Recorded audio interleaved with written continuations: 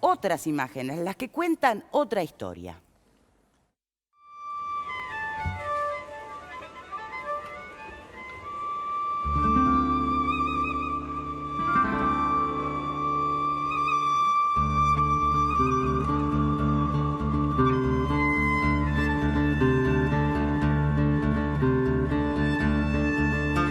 Vamos a decretar la esencialidad de los servicios que tienen que ver con la enseñanza.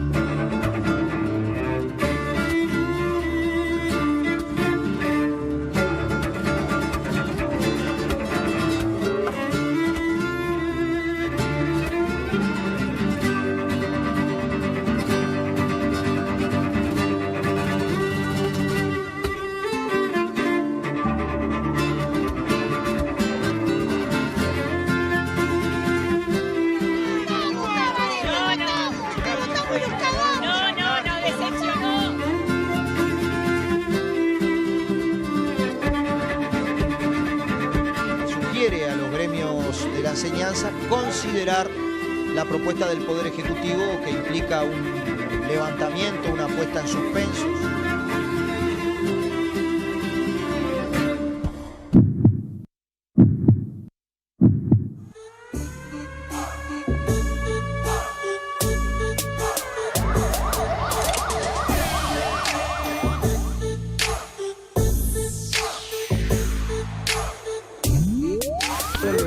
Una orden de desalojo se ofrece una mitigación en la medida. Bien, vamos a llamar al abogado nuestro. Nosotros vamos a esperar a nuestro representante. Ustedes esperen, no hay problema ninguno. La jueza no veía condiciones como para que se procediera al desalojo. Se advertía por parte de la magistrado que no estaban las condiciones dadas para proceder al desalojo. Y quienes están adentro están encapuchados con pañuelos talibanes que le tapan la cara.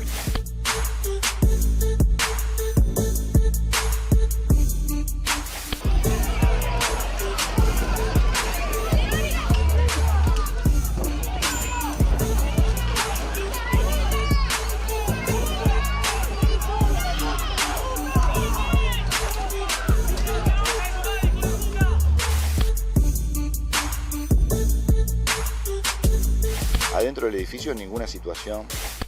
¡Siguen entrando y rompiendo todo! ¿Ustedes rompieron esa puerta, verdad? ¿Ustedes rompieron esa puerta?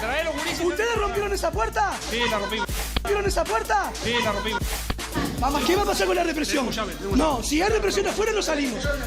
No hay pero nada, no hay ningún problema, se van solos. Desmentimos las declaraciones del ministro del Interior, Eduardo Bonomi, en las cuales niega la violencia dentro del edificio y afirma que hubo palo nada más a los que se enfrentaban. A mí me rompieron la cabeza, me mataron a palo, me dijeron de todo, me tuvieron una noche encerrado. Miente cuando se dice que no violentó a los menores de edad que se encontraban ocupando. Éramos como 60 chiquilines y amenazándonos, gritándonos que llamemos a nuestra familia a despedirnos, que no los vamos a volver a ver nunca más. Y también miente cuando dice que la represión se desató como consecuencia del accionar del SWAT y de la plenaria Memoria y Justicia. Si no fuese porque los de los sindicatos empezaron a cagar a palos abajo y todos los milicos tuvieron que bajar a reprimir abajo, nosotros no salíamos, chiquilines, nos cagaban a palos ahí adentro. ¡Obreros y estudiantes! ¡Unidos y adelante! ¡Obreros y estudiantes! ¡Unidos y adelante! Creo que el operativo fue dentro de los marcos normales.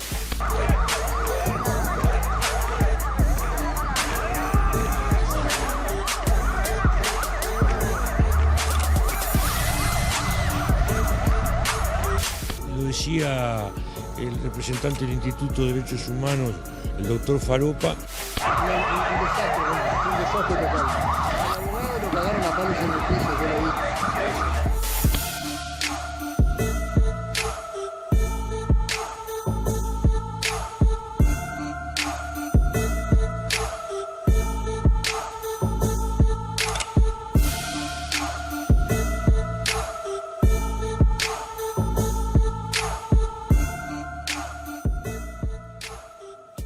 Esto es material que está en YouTube, es un material que se está elaborando, es un documental que muestra esto.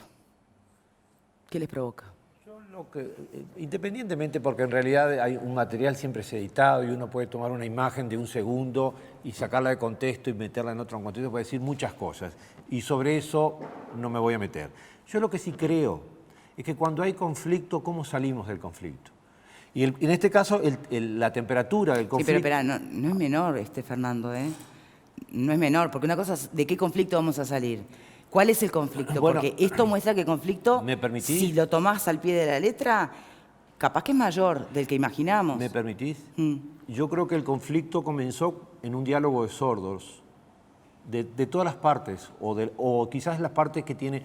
Quienes tienen el poder tienen mayor responsabilidad porque tienen que administrar el poder y no pueden dejar de escuchar. En su plataforma electoral el 6% estaba presente, por tanto, la capacidad de escuchar tendría que ser doble, porque yo tengo más responsabilidad. Igualmente de las otras partes se fue endureciendo, nadie fue escuchando y ahora estamos en un punto donde realmente son otros los problemas. Porque está judicializado, y evidentemente estamos en un brete que tiene que ver con cómo debiera funcionar el Estado de Derecho y no con las causas que provocaron el conflicto. ¿Cómo salimos del conflicto? Y es una pregunta que me hago. Yo tengo una respuesta que es la que manejo, trabajo con personas que están en plenos y profundos conflictos con su vida y con el entorno. El primer elemento es calma.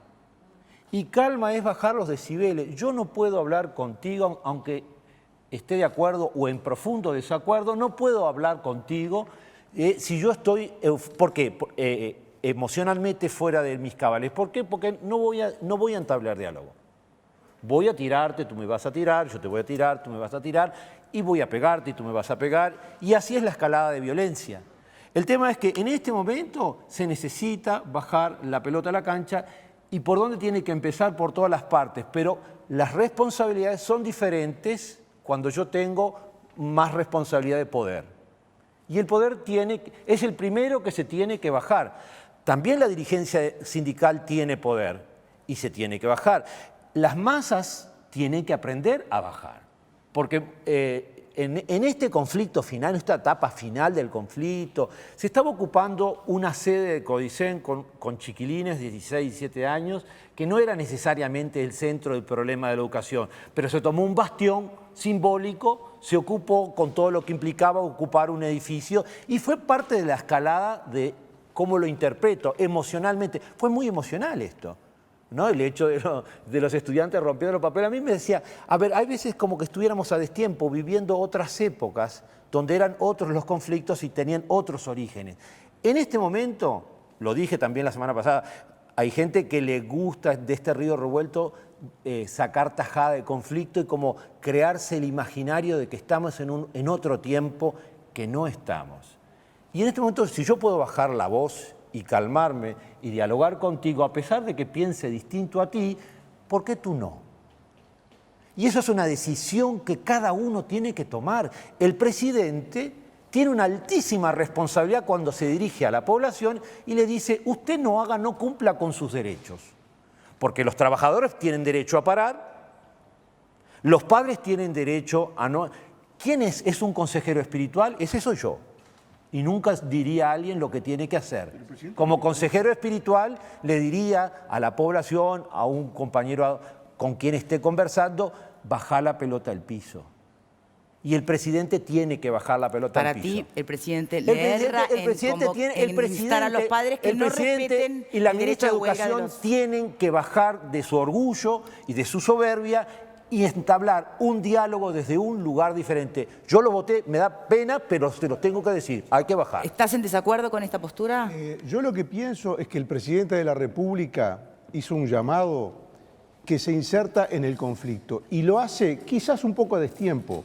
Algunos podrían decir, lo hace 10 años más tarde, porque esta exhortación a que se abran las escuelas cuando los sindicatos deciden parar, quizás tendría que haberse dicho mucho antes, porque no vivimos en una república sindical, vivimos en una república democrática, donde el dictado de clases por parte del Estado no lo deciden los sindicatos, lo deciden los órganos competentes de la enseñanza, que son los que tienen que asegurar el derecho, por supuesto el derecho a la huelga, los que quieren hacer huelga, el derecho al trabajo a los que quieren trabajar y el derecho al estudio a los que quieren estudiar. Eso no está aconteciendo en el país y es bueno que el presidente de la República, quizás tardíamente, desde una posición de izquierda, lo reconozca y lo diga públicamente. Y yo le doy la bienvenida a las palabras del presidente de la República. Quiero decir algo muy importante en relación con eso. Tan importante es que se abran las escuelas que el sindicato de magisterio en el periodo del paro explicaba que los almuerzos se daban a pesar de la huelga. Y ahora el propio Fernando nos está diciendo que no tienen que ir los padres con los hijos porque las escuelas van a estar cerradas. Si van a estar cerradas, entonces no va a haber almuerzos para los sectores más desprotegidos de la sociedad. Vean el terror de esta observación. A ver, Fernando. Cuando Celsa Puente dijo, por ejemplo, que de los 21.000 almuerzos que se dieron durante el conflicto habitualmente, se terminaron dando entre 500 y 1.000. ¿Esto es falso? Lo declaró a un diario. La posición gremial en secundaria es que los liceos permanecen abiertos, incluso los directores, yo hasta el 2000 que me daría los paros, no firmaba asistencia. Los liceos están abiertos y tenemos la obligación, los directores, posición gremial, de estar por defender la libertad de trabajo. Eso son posiciones distintas, pero los liceos están abiertos, por decisión gremial además. Bien. Aunque uno se adhiera al paro, o sea, no firma y ya está. Se adhirió al paro, pero tiene el liceo abierto. Fernando. Aclarémoslo tanto. En estas mesas se defienden el derecho, salvo parece el derecho a huelga. Yo cuando digo no lleven a los niños, no digo no lleven a los niños porque no tienen derecho a estudiar. No va a haber maestros y el director adentro del centro escolar. Ese derecho, alguien me lo quiere violentar, lo voy a defender con la vida. Con la vida, ¿eh? Paréntesis. Ocurre que, si uno mira un poquito para atrás, en estos periodos de paro por lucha por presupuesto, han ido muchos maestros y han ido muchos profesores. Yo después te mando la realidad de lo que fue el acatamiento al paro durante el periodo de conflicto presupuestal. Fue bastante superior al 70%. Una pobre directora que asistió a la escuela se encontró que le habían llevado 150 alumnos. ¿Qué hace una persona con 150 niños de distintas edades? Más que un lío bárbaro. Entonces, no llamemos al desorden, llamemos al orden. Y llamar al orden es llamar a la institucionalidad. Y la institucionalidad es el director, los maestros, los funcionarios adentro de la escuela, no ponerle parches que van a ser peor que la solución. La libertad es de los padres, es de los profesores, es de los maestros. Y todas las libertades valen lo mismo. Entonces, cuando se dicen llévenlos que van a estar abiertas, hoy la presidenta de primaria tuvo que reconocer que ella no podía garantizar que las escuelas estuvieran abiertas. Pero no porque haya una república sindical, que eso es un error garrafal. Porque hay sindicatos representativos. Usted no vio... Pero no son las cifras oficiales de los acatamientos las que tú estás manejando. Yo le mando las cifras oficiales. No hay, ¿sabés cuáles son las cifras oficiales? La del descuento de sueldos. No hay ninguna cifra oficial, porque además, ¿sabés lo que más me enoja a mí? Que ponen como que fuera el culpable de toda la situación al tipo que lo paga con su sueldo, con su vida. No se respeta esa decisión, con su calidad de vida. Porque no es que nadie hace un paro y al otro día no descuentan. Eso es un mito irracional de la sociedad uruguaya. A los maestros, a los profesores, a mí me descuentan el salario y me duele como a cualquiera que pierde su salario. ¿Por qué lo hace? ¿Porque es un aventurero? ¿Porque tiene ganas de perder ingresos? No, porque quiere mejorar su salario e ingresos. Es legítimo esto. Y es legítimo de los mártires de Chicago para acá. Es legítimo de cuando pelearon la jornada de 8 horas o cuando se peleó por el sector doméstico. Entonces, lo que no hay que hacer es achicar la discusión. La discusión es post-conflicto. ¿Y cómo se resuelve este problema? No es con un llamado a ir a las escuelas y a los liceos hoy. Es con un llamado a la reconciliación de las partes. Porque no hay forma de resolver este problema si no nos sentamos a discutir. Bien, ahora, pero mirado de afuera, fíjese ese video que le dice reconciliación de las partes. Al PCNT, a Marcelo Abdala, mi compañero Marcelo Abdala. Yo soy igual de obsecuente que él, igualito de obsecuente. Me pongo la misma cara. Porque durante ese conflicto fui y puse la cara 40 veces para firmar actas de entendimiento que posibilitaran la salida del conflicto de la mejor manera posible. Firmé 3 actas. Antes de tratarlas. Antes de tratar las actas por el sindicato. Me dijeron que estaba desautorizado por las asambleas, sin que el sindicato hubiera resuelto. por varios integrantes del gobierno, por algunos de la oposición que andan distraídos y se suman, por gente que anda distraída en la sociedad y por gente que es oportunista. Ahora, ¿el problema cuál es? Que las transformaciones sociales, acá o en la China, se hacen con miles, no se hacen con decenas. Esto lo explicó bien Marcelo el otro día. Nosotros, ¿cómo queremos reencauzar este debate? ¿Con una polémica con Tabaré Vázquez sobre si van los niños? No.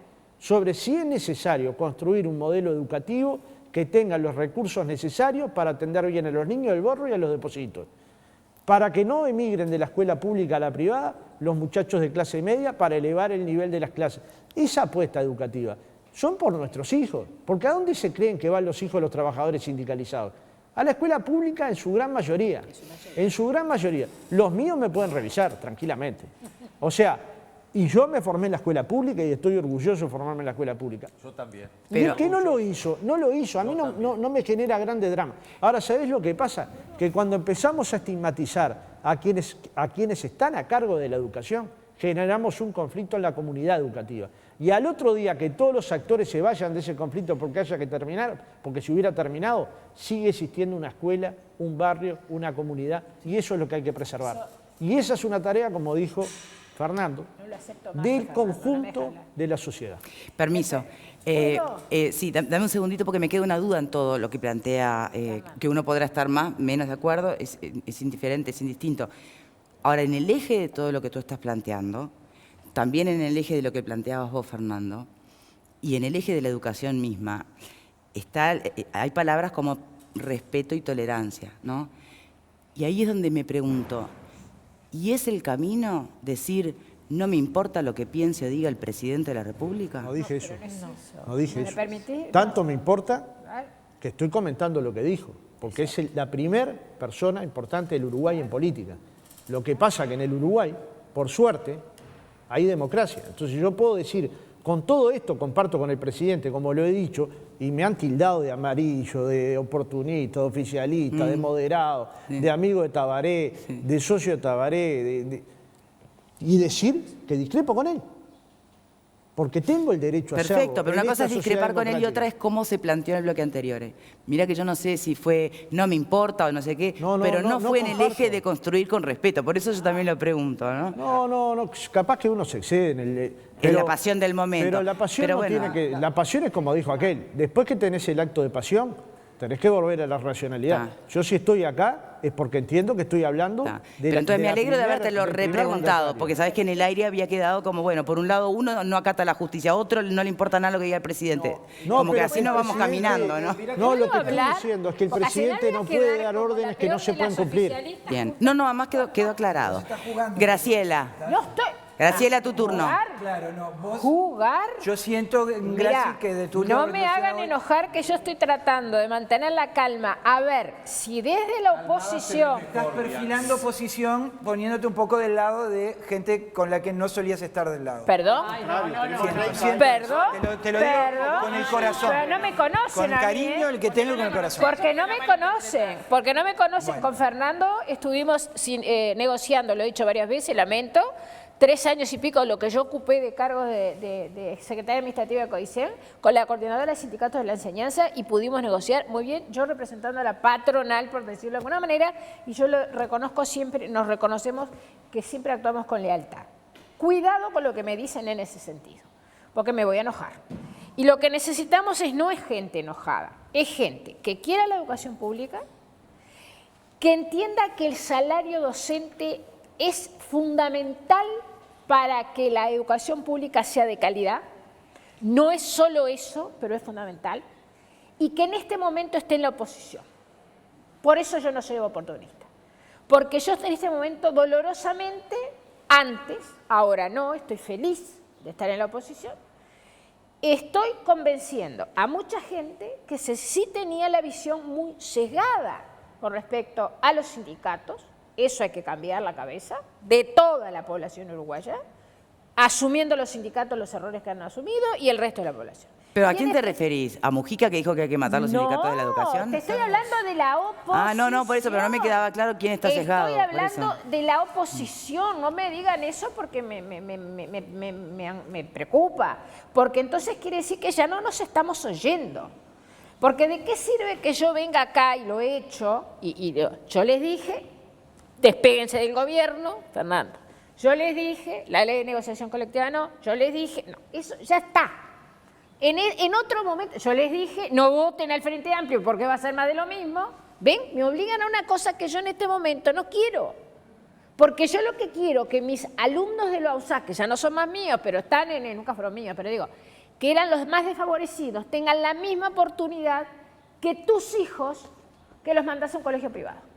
Porque yo soy hija de la educación pública. Y en este camino destruimos la educación pública, entre otras cosas, porque desvalorizamos la función docente, porque les pagamos más, porque la ministra sale a echar leña al fuego diciendo si los maestros trabajan 4 horas. ¿Quién dice que los maestros trabajan 4 horas? Es una vergüenza. Por eso yo me extralimito mucho más que mi propio partido político, porque lo dije el otro día, yo soy políticamente incorrecta.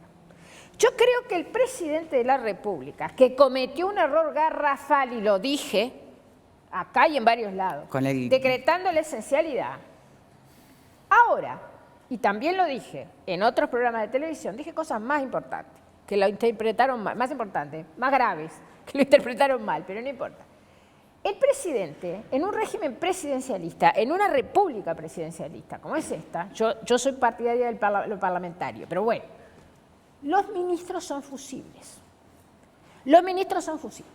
La ministra Muñoz no se supo manejar en este conflicto. Probablemente como consecuencia que el propio Vázquez la nombró, santificándola, diciéndola para que se enfrente a los sindicatos. Lo dijo el propio Vázquez. Está en los diarios. Eso no se empieza así. Así no se empieza. Entonces, ¿la quiere seguir teniendo porque es incondicional a él? Es un tema de Vázquez, pero entonces que se haga cargo de las consecuencias. Y no es desconocer la autoridad del presidente, porque también acá yo dije el otro día, a mí me tiene preocupada la institucionalidad, porque no puede pasar, como pasó el 25 de agosto, que todo el mundo le dijo de todo al presidente de la República porque es y no lo voté. En consecuencia, desdramaticemos en primer lugar. Yo creo que hay que desdramatizar. También. ¿Está? Creo que hay que desdramatizar.